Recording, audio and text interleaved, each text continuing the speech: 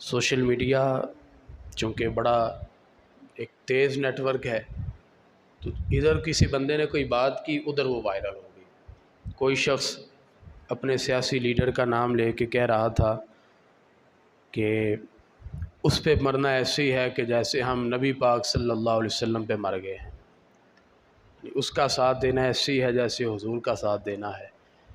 تو وہ نبی تھے، تو آج ان کا کام یہ صاحب کر رہے ہیں۔ سیاسی طور پہ بندہ کسی بھی پارٹی کے ساتھ تعلق رکھتا ہے، یہ اس کا حق ہے۔ جو اس کی سمجھ میں آیا، جو اس کے ذہن نے اسے کہا، اسے جو بہتر لگا، جو اچھا سمجھا، اس نے اس پارٹی کو اس نے جوائن کر دیا۔ یہ بندے کا حق ہے کہ اپنی عقل اور اپنی سمجھ کے مطابق وہ کسی بھی پارٹی کو جوائن کر لے۔ لیکن اب اس کا یہ مطلب نہیں کہ وہ اپنے لیڈر کو نبی پاک علیہ الصلاۃ والسلام کے ساتھ تشبیہ دینا شروع کر دے، اور باقی جو سیاسی لیڈر ہیں، جو دوسری سیاسی جماعتوں کے لیڈر ہیں، انہیں بندہ ابو لہب یا ابو جہل کے ساتھ تشبیہ دینا شروع کر دے۔ وہ پکے کافر تھے، یہاں امام الانبیاء صلی اللہ علیہ وسلم کے مقابلے میں کافر تھے۔ وہ کافر کہ جن کی مذمت میں اللہ تعالیٰ نے قرآنی آیات بھی نازل فرمائیں، جن کا انتقال ہی حالت کفر میں ہوا۔ ان لوگوں کی عقلوں پہ ایسے پردے پڑ گئے ہیں کہ وہ لوگ اپنے سیاسی لیڈر کو معاذ اللہ نبی پاک صلی اللہ علیہ وسلم کے ساتھ تشبیہ دیتے ہیں، اور مخالف حریف کو، باقی سیاسی پارٹیوں کے جو لیڈرز ہیں، انہیں ابو جہل اور ابو لہب کے ساتھ تشبیہ دیتے ہیں کہ جس طرح وہ کفر اسلام کی جنگ تھی، آج یہ جو سیاسی ماحول ہے یہ اسی طرح کفر اسلام کی جنگ ہے۔ تو اسلام ہماری اس معاملے میں رہنمائی کرتا ہے کہ کسی کو اپنے دوست کے ساتھ، اپنے لیڈر کے ساتھ جتنی مرضی محبت ہو، لیکن وہ اسے نبی کے ساتھ تشبیہ نہیں دے سکتا۔ نبی پاک علیہ الصلاۃ والسلام کے ساتھ ہم کسی بھی انسان کو تشبیہ نہیں دے سکتے کہ یہ ان کی طرح ہے، ایسا نہیں ہو سکتا۔ نبی پاک علیہ الصلاۃ والسلام کی ذات وہ ذات ہے، آپ کی عظمت ایسی ہے کہ اللہ تعالیٰ کے جتنے نبی دنیا میں آئے، سرکار کی مثل تو نبیوں میں کوئی نہیں ہے، پھر انسانوں میں کوئی ان کی مثل کیسے ہو سکتا ہے؟ اور امتی حضور کا کہلوائے، حضور کا کلمہ پڑھ کے بندہ مسلمان ہو، ایمان والا کہلوائے، اور کہے کہ میں حضور کی مثل ہوں۔ کوئی بندہ کہے کہ وہ فلاں شخص حضور کی مثل ہے، تو ایسا نہیں ہو سکتا۔ غلام اور آقا کے اندر فرق ہے، نبی اور امتی کے اندر فرق ہے۔ ہم تو سراپا معصیت ہیں، ہمارا تو شاید ہی کوئی دن ایسا گزرتا ہو جس دن ہم رب کی نافرمانی نہیں کرتے۔ کوئی بھی انسان ہو، کوئی انسان معصوم نہیں ہے انبیاء کے بعد۔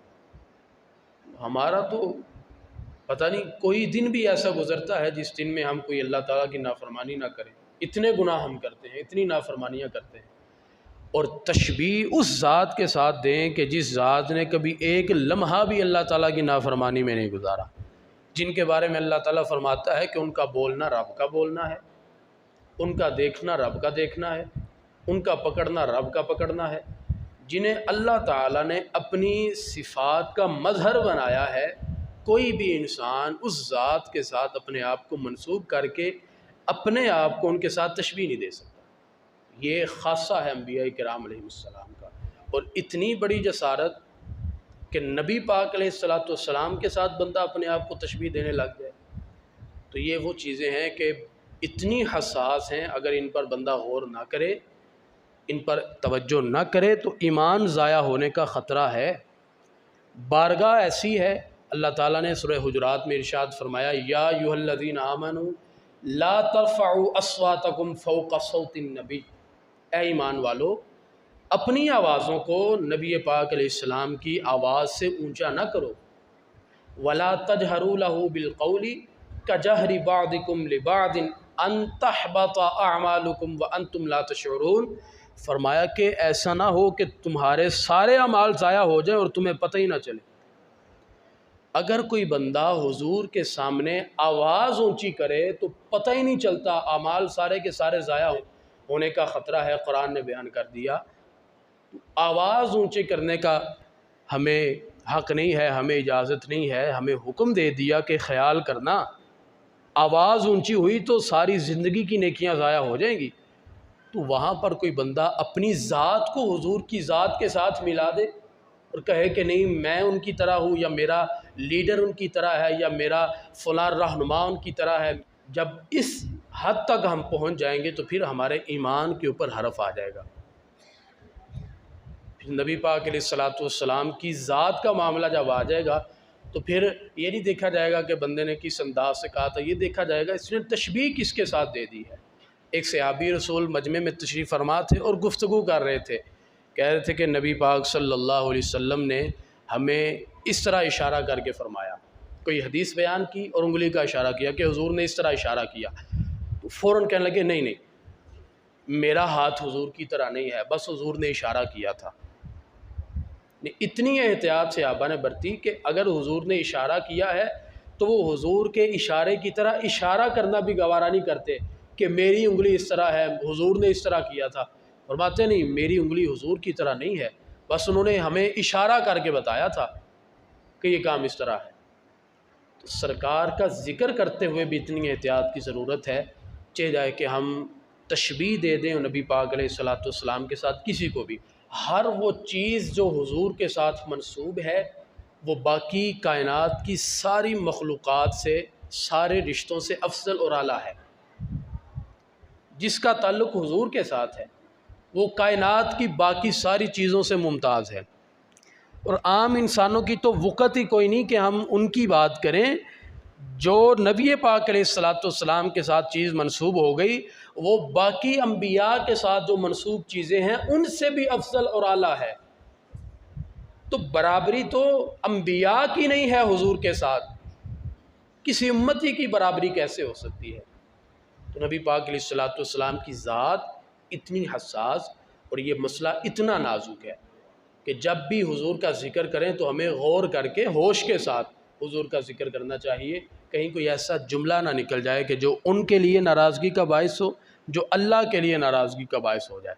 ایسا کوئی جملہ ہمارے منہ سے انجانے کے اندر بھی نہیں نکلنا چاہیے، جان بوجھ کے دیدہ دانستہ طور پہ تو جملہ کہنا الگ بات ہے، اگر ہمارے سامنے کوئی ایسی بات کر دے جو نامناسب ہو تو اب یہ نہیں کہ بندہ چپ کر کے بیٹھ جائے، کوئی بات نہیں اس نے کہہ دیا، اس کا اپنا ذہن تھا۔ اگر ہمارے سامنے کوئی ایسی بات کہے تو ہمارا حق بنتا ہے ہم اسے منع کریں، ہم کہیں کہ بھائی یہ بات غلط ہے، یہ بات نہیں ٹھیک، فوراً ہم اس بندے کو منع کریں۔ اگر ہمارے سامنے کسی بندے نے کفریہ جملہ کہا، ایسا جملہ جس سے ایمان ضائع ہونے کا خطرہ ہے، ہم خاموشی کے ساتھ پتہ چل گیا ہے کہ لفظ غلط ہے، اس کے باوجود ہم خاموش ہیں، اسے منع ہی نہیں کرتے، نہیں کہتے کہ یہ جملہ غلط ہے، سکون کے ساتھ بیٹھ کے سن رہے ہیں، تو جس طرح کہنے والا مجرم ہے اس طرح سننے والا بھی مجرم ہوگا۔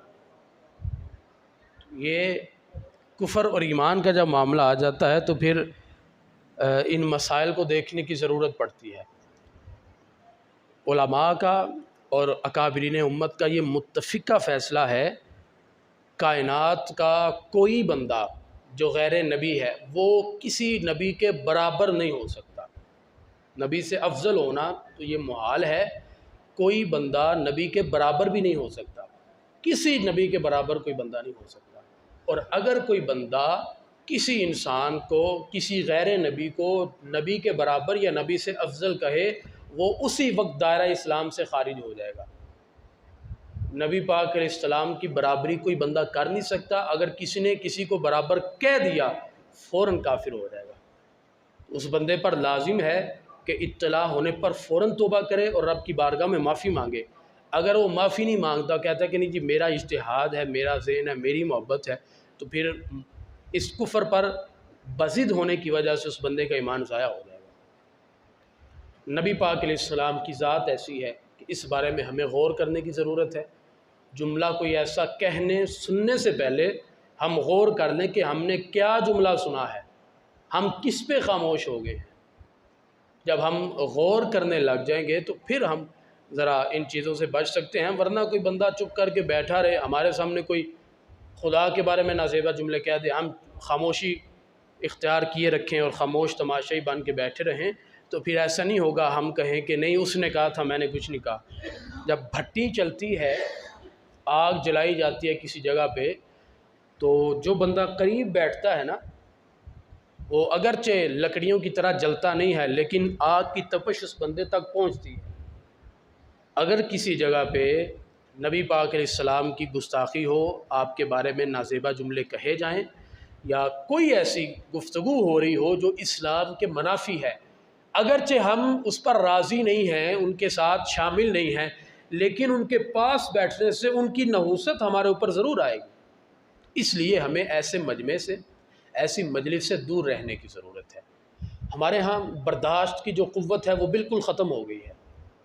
کوئی بندہ اپنے لیڈر کے بارے میں بات سننے کے لیے تیار ہی نہیں ہے۔ یہاں پر سارے لیڈر میری مراد ہیں، کوئی پارٹی کسی کی تخصیص نہیں، کوئی مذہبی جماعت ہو، کوئی سیاسی جماعت ہو، ساری پارٹیاں کارکنان کے لیے اپنا لیڈر باقی سب لیڈروں سے اچھا ہے، سمجھدار ہے، عقل مند ہے، دانا ہے، تو وہ لیڈر کی محبت ہے، اور کارکن کو اپنے لیڈر کے ساتھ محبت ہونی بھی چاہیے، یہ ایک فطری تقاضا ہے، اس کا رائٹ ہے کہ وہ اپنی جماعت کے ساتھ، اپنے لیڈر کے ساتھ محبت کرے۔ کوئی دنیا دار، کوئی سیاسی لیڈر وہ اس مقام پر نہیں ہے کہ اگر میرے لیڈر کو کوئی برا کہتا ہے یا میرے لیڈر کے ساتھ کوئی میری طرح محبت نہیں کرتا، وہ کہتا کہ بھئی میں اسے لیڈر نہیں مانتا۔ اس کا مطلب یہ نہیں کہ میں کہوں کہ اب یہ اسلام سے نکل گیا ہے، یہ بے غیرت ہے کہ اس کے اندر غیرت ہی نہیں کہ یہ میرے لیڈر کا ساتھ دے سکے، اس کے اندر یہ خرابی ہے، اس کے اندر یہ خرابی ہے، یہ لعنتی ہے، میرے لیڈر کے سارے دشمن جو ہیں وہ سارے ملعون ہیں۔ تو بھائی سیاسی جماعتوں کے جو لیڈر ہیں ان کے ساتھ آپ اپنے لیڈر کے ساتھ محبت کریں، آپ کو منع کوئی نہیں کرتا، لیکن اب اس کا یہ مطلب تو نہیں کہ آپ اپنے لیڈر کو امام حسین کے ساتھ تشبیہ دیں اور باقی ساری جماعتوں کو آپ یزید بنا دیں۔ آپ اپنے لیڈر کو معاذ اللہ نبی پاک صلی اللہ علیہ وسلم کے ساتھ تشبیہ دیں اور باقی سارے لیڈروں کو آپ ابو لہب کے ساتھ، ابو جہل کے ساتھ تشبیہ دینا شروع کر دیں۔ اس چیز کا اختیار آپ کے پاس نہیں ہے۔ کسی بھی انسان کو، صحابہ کرام ازواج مطہرات کے بعد جو یہ زمانہ، کسی بھی انسان کو اگر کوئی بندہ غلط کہتا ہے آپ اسے غلط کہیں، اگر نازیبہ جملے استعمال کرتا ہے آپ اسے غلط کہیں۔ کسی کو حق نہیں بنتا کہ وہ کسی کی اس طرح پگڑی اچھالے، اس کی عزت کو اس طرح سر بازار اچھالے۔